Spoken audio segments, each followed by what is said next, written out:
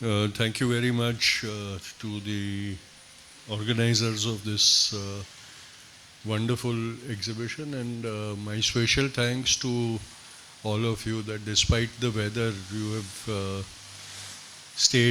remained over here and braved the conditions. So thank you very much. I'm grateful to you. Ever since I heard about this exhibition, I Could Not Save, Walk With Me, I was intrigued and I was very interested in seeing what had been done. And just now when I saw it, it was a very moving experience for me, because having researched that whole time period in Bapu's life and in the history of our freedom movement, it was, I think, one of the most distressing period of Bapu's life. The 4 years after he was released from the detention in Aga Khan Palace were some of the most turbulent times that he lived through, and especially 46 and 47 were Bapu almost had to live through a nightmare of which he had never ever imagined that he would have to live during. It was also a time when the importance of Kasturba in his life, he himself admitted of how important Ba was for him. When in Noakhali twice there were episodes when his physical condition, his health deteriorated and he went into delirium on 2 occasions. And on both those occasions, when he normalized and he talked to Manu or Abha, who were accompanying him, he insisted that Ba had visited him. And on both those occasions when they tried to convince him that Ba had passed away in Aga Khan Palace 2 years previously, he admonished them. He said, no, Ba was sitting right next to me and we had a talk. How can you tell me that she has passed away? And this is what shows the emotional distress that he was feeling.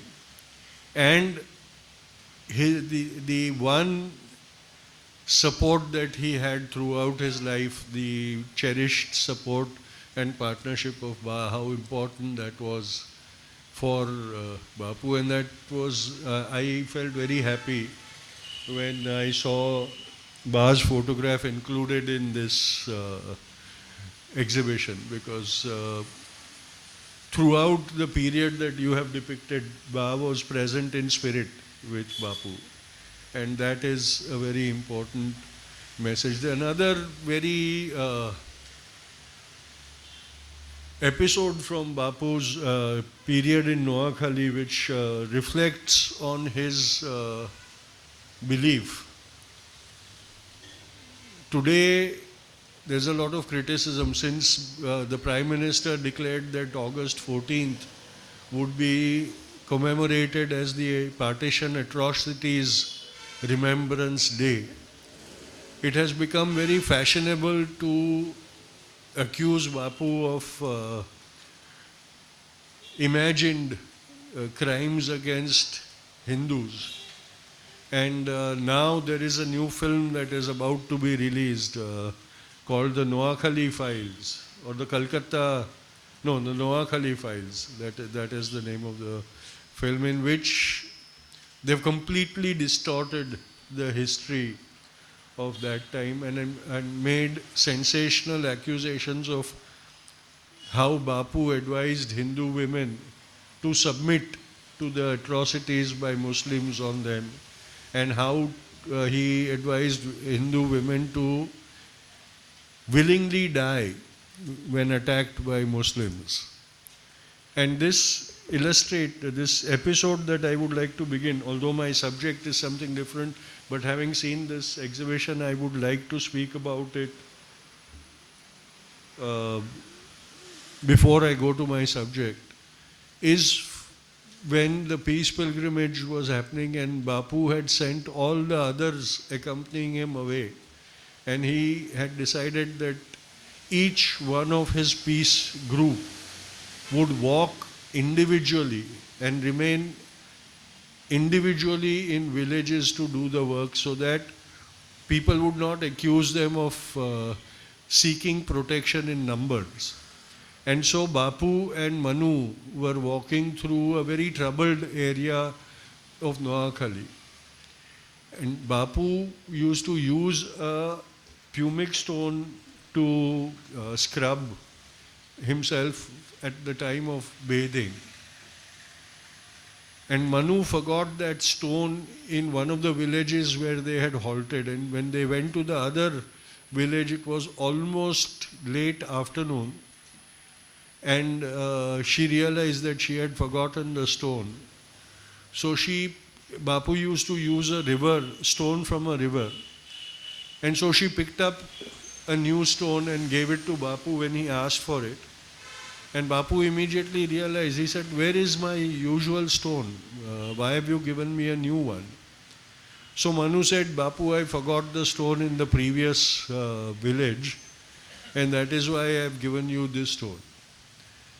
Bapu said, "That will not be acceptable. You forgot the stone, you will have to go back and bring it. I don't accept this kind of attitude from you. We cannot be so wasteful." That was his words, that we cannot be so wasteful. And Manu said, "But Bapu, it's late afternoon and it will be dark very soon, and I have to go through secluded jungle paths and things. And this is where the riots have just stopped, and so the situation is also very tense." So Bapu said, "But when you volunteered to come with me to Noakhali, you had said you will not be scared of anything. Now why does this place scare you so much? And if it scares you, then how are you going to show the confidence to people over here that they should stay back and not run away? Because they are also scared. So if we are going to be here, we have to show them that there is nothing to be scared of, and we must have the courage to remain." So he said, "No, then you have to go back." And Manu has written in her diaries the whole episode. She said, "I went back and I picked up the stone from where I had forgotten it, and I came back." And she said the whole road, going and coming, she was all alone. And she said that was the most terrifying time. But when I came back, she said, when I came back and handed the stone over to Bapu, I felt as if I had done a brave deed. And then nothing could scare me after that. This was the quality that Bapu continuously encouraged from people. It may sound very harsh and insensitive that he sent a young girl all alone to pick up a mere stone. But it wasn't, the stone was not important. That was just a cause. What was important was to assure the young girl who was feeling intimidated by the surroundings that there is nothing to be scared of if you are brave enough to take care of yourself.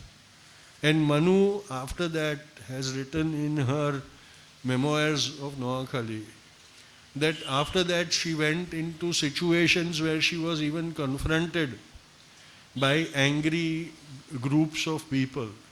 And even that could not intimidate her because she had overcome her fear.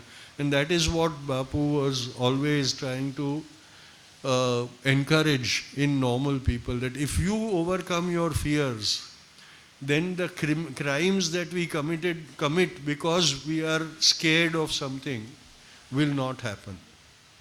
Today, unfortunately, that fear-mongering has become a political weapon, and our prejudices are being played upon, and the message of hate is being instilled in our minds.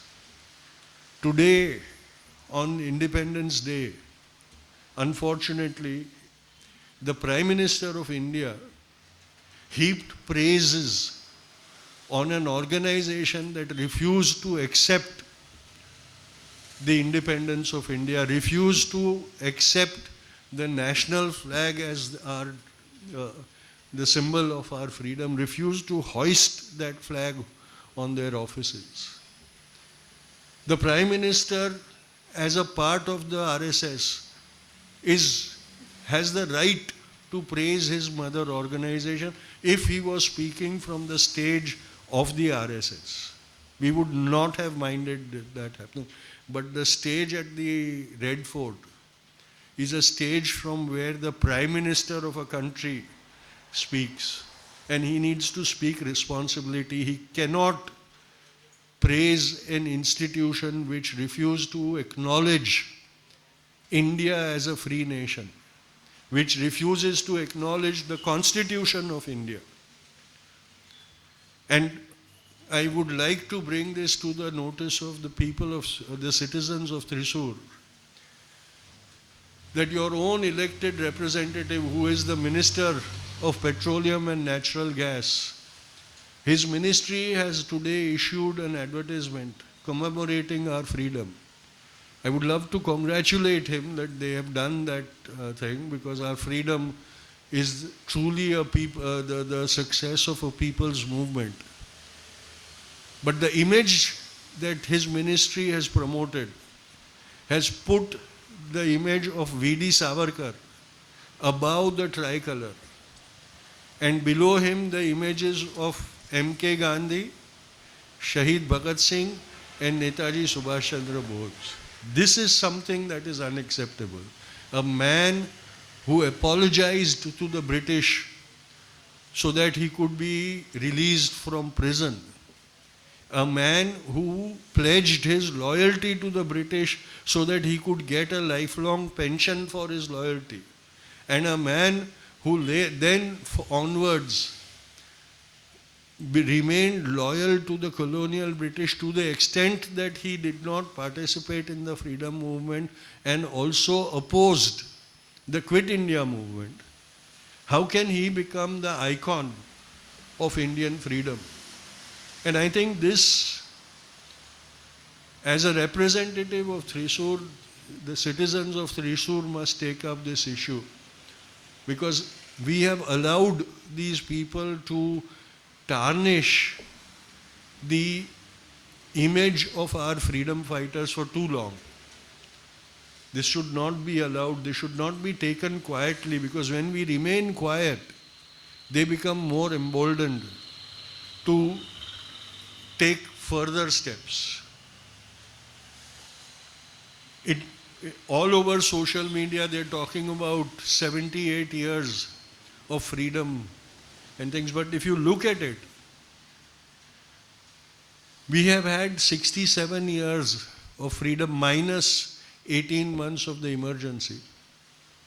And 11 years, the past 11 years of watching that freedom being taken away from us piece by piece by piece. And we have been watching it quietly. The federal structure of our democracy has been tarnished, weakened. It isn't as if in the past governors were not used as political tools. But now it is being done brazenly. Governors are acting as if they are the heads of state and not the elected governments of those states. To such an extent that the courts have also passed strictures against governors acting in such an authoritarian manner and as political tools of the central government. Governors were appointed so that they could keep a check on governments elected by the government, that they would not do undemocratic actions. Unfortunately, now the governor themselves are indulging in undemocratic actions. And Kerala, I don't need to give examples in Kerala. the past two governors have almost tried to outdo one another in sabotaging the authority and sovereignty of the state government. And it's not just Kerala, it's happening everywhere where a non-BJP government is functioning. It has come to such an extent that being posted as a governor in a state ruled by the BJP is like a punishment post, because there they are told you don't have to do anything. And being posted in a state ruled by the opposition parties is an award which says go, have fun, destroy the government elected by the people. This is the danger our democracy is facing today. And this is the danger that we should all be concerned about. Finally, in a democracy, if there is one boss, one supreme being, it is the citizen of that nation or that state. Because everything is for his or her benefit and must be according to their wishes. That is the dream of Purna Swaraj that Bapu saw when we became independent, and that is where he said very emphatically on 15th August 1947 that we have got political independence, but the dream of Purna Swaraj is yet to be accomplished, where the poorest of the poor and the weakest of the weak will share the same fruits as those in power in ruling places.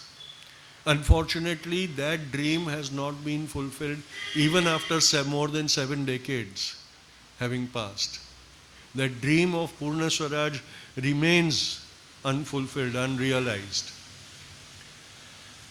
We look at judiciary, the other hope of democracy that we have in our country. Fortunately, a small segment of that judiciary is still performing according to the responsibility placed on them.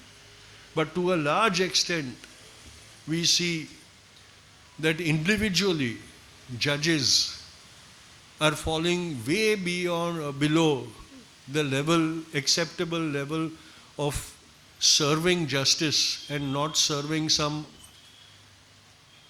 personal master's will.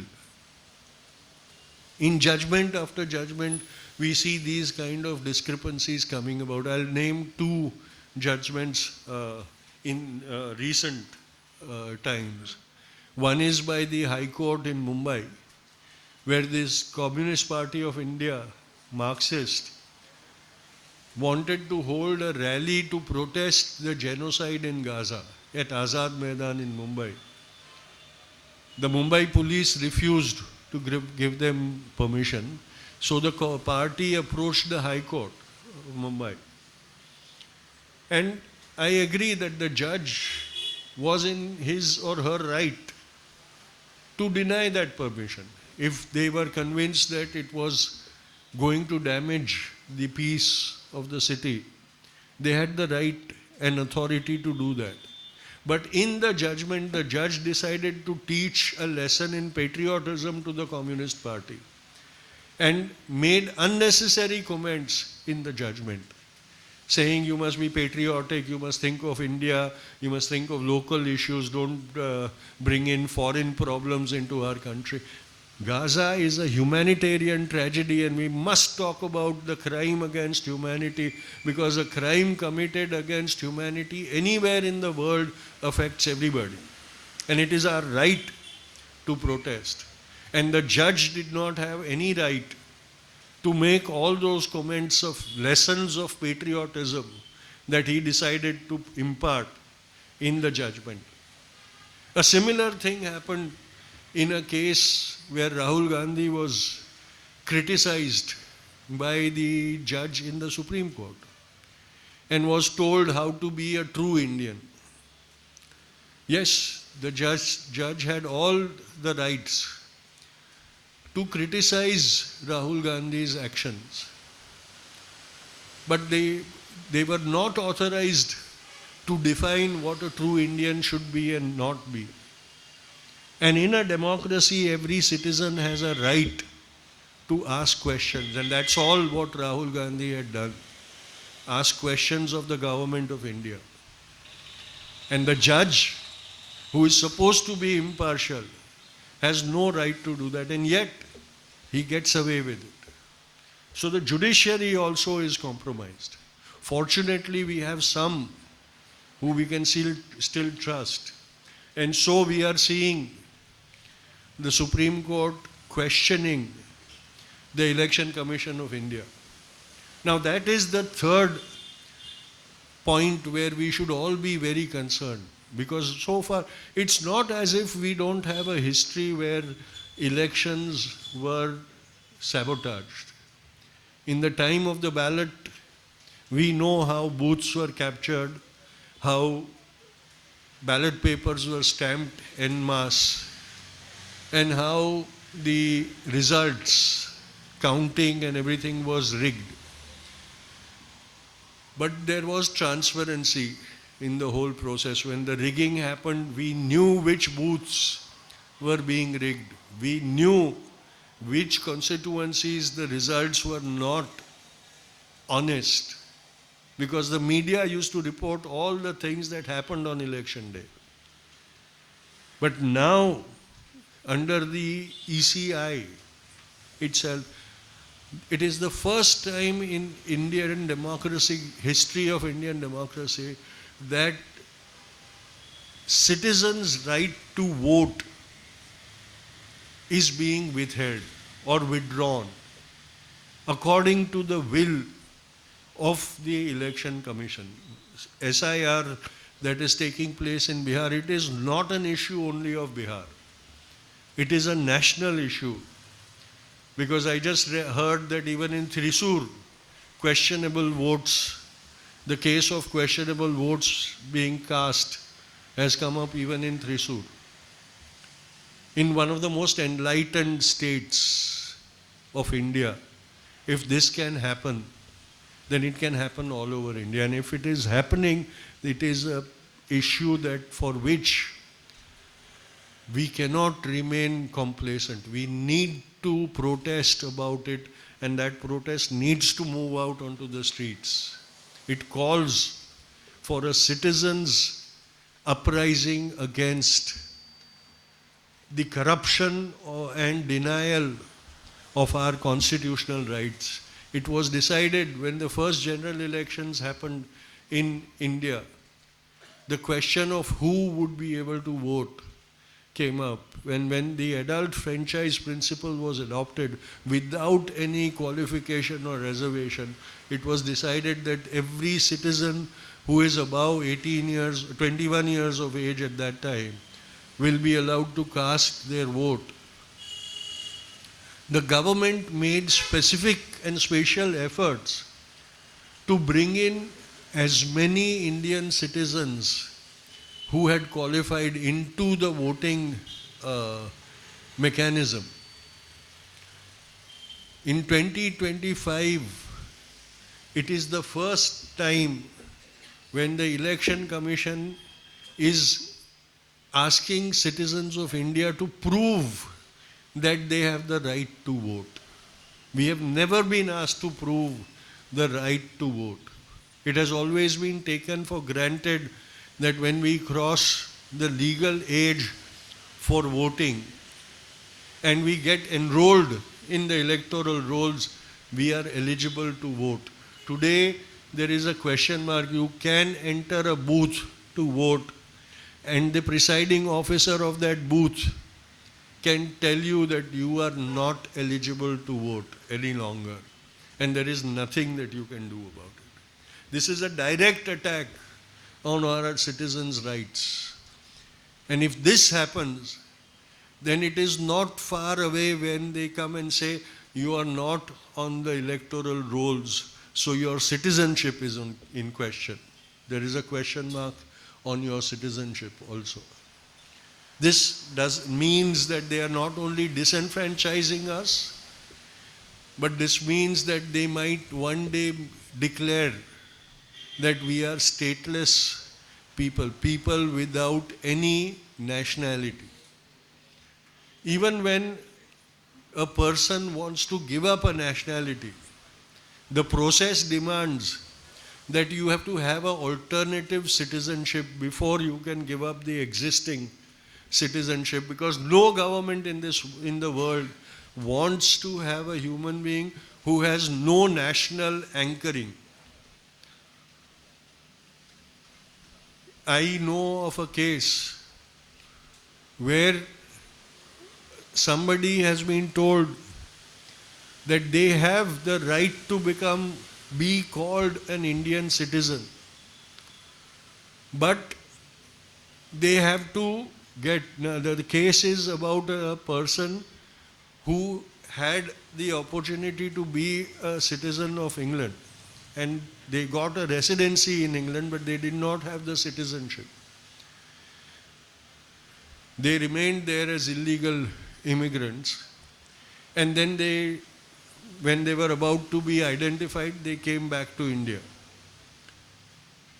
They came to India because they didn't have a passport. They came to India on a travel permit. Now when they applied for a citizenship in India, the Indian government told them that you have to renounce your residency in England before you get a citizenship.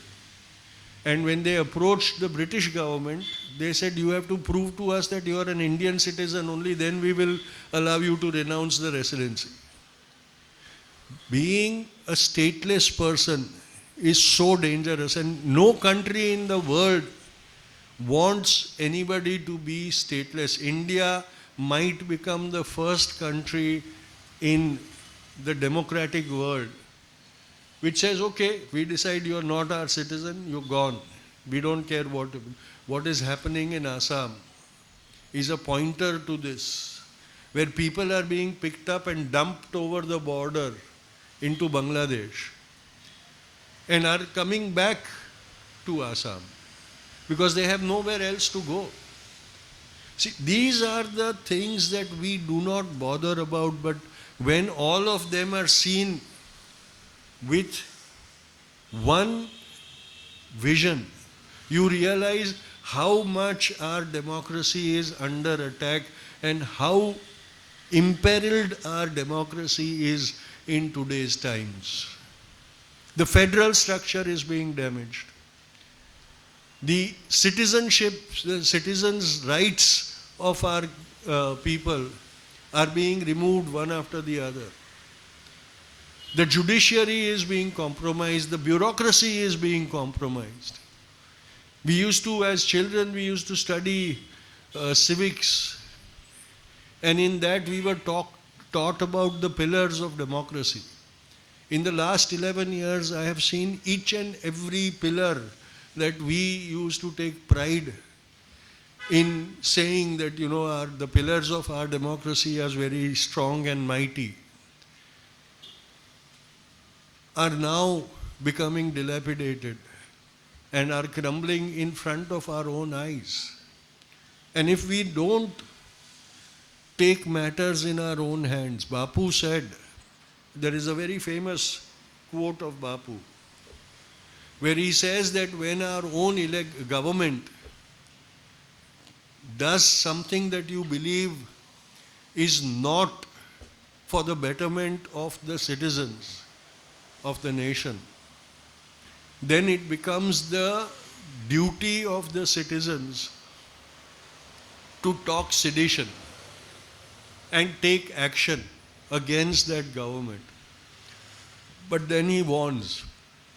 He says that while doing that, you must have the courage to face the consequences of your action. Is that you would be imprisoned as a traitor, as an anti-national. And that is what is being done in present-day India. You look at how many people, how many journalists have been locked up without a trial for years together. Umar Khalid is in jail for almost 5 years now.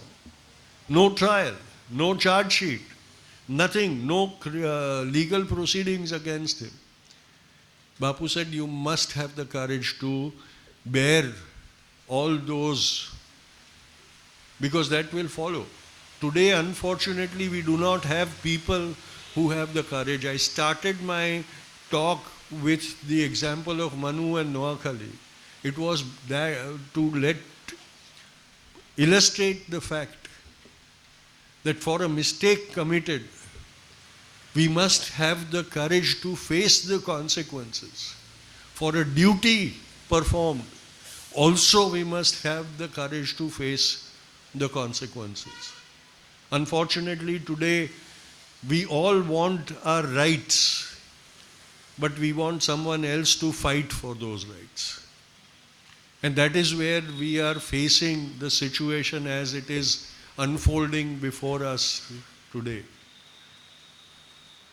Independence days will come and independence days will go, and over time their significance will diminish if we do not act. Because India won its independence not because of a handful of leaders. India won its independence because the citizens of India decided that it was their right and also their responsibility to get the independence. And that is where in 1942, when Bapu declared the Quit India movement, and the British arrested almost the entire leadership of that movement, thinking that a movement without leaders will not survive. They were surprised that the citizens of India decided, we do not need leaders. We will become our own leaders and we will fight no matter what. And after that, for almost the end of 44, the people fought and defied the British on the streets of India. And that is when the British realized that we can no longer rule India. And they finally decided that the time has come when we leave the jewel in our crown. And that was the victory of the people of India. 75 years, 78 years is not a very long period when you look at an era, when you look at an age, when you look at the history of humanity. What has happened from that generation of people to our generation of people in the present day who don't want to take responsibility of anything, no matter whether it affects them or not. They are complacent, they want to be in their own comfort zone. We will have to take matters into our own hands. If we have to save this country, we will have to stand up to what we realize is wrong. Unfortunately, independent India has not empowered its citizens with the right to recall. We must fight to have the right to recall. If we have the right to recall, the elected representatives will not behave as our rulers, but will be forced to always serve as our servants and at our will. A true, healthy democracy puts faith in its citizens and their ethical judgment of the situation, and does not look at citizens with suspicion. Today in India, if you question the government, you are accused of being anti-national. The Chief Minister of my state calls Gandhians as urban Naxals. We, the people who have been the custodians of the conscience of the public, are today being seen as suspicious persons who can be dangerous to the very nation they sacrifice to liberate. Think about all these things. Think about where we are going. think about where Bapu in 1930, on the Dandi Kooch, when he found that the 80 marchers that he had selected to accompany him from Sabarmati Ashram to Dandi made small mistakes, was very worried about the flaws and weaknesses in their character. And when they came to Surat, he made a famous speech addressed to his 80 companions, and he said, the time has come when we must shine the searchlight inwards and look into our own souls and see where we have gone wrong. Because what we see in society is a reflection of how we have become. It is us and our weaknesses and our moral corruption that reflects in a large way in society. Today, once again, the time has come when citizens of India will have to turn the searchlight inwards and ask, do we deserve to be citizens of this great nation? And if the answer is no, it doesn't mean that the situation is hopeless. Because if you realize that you are not an honest, truthful, and dedicated citizen of the nation, that means that you have realized your fault.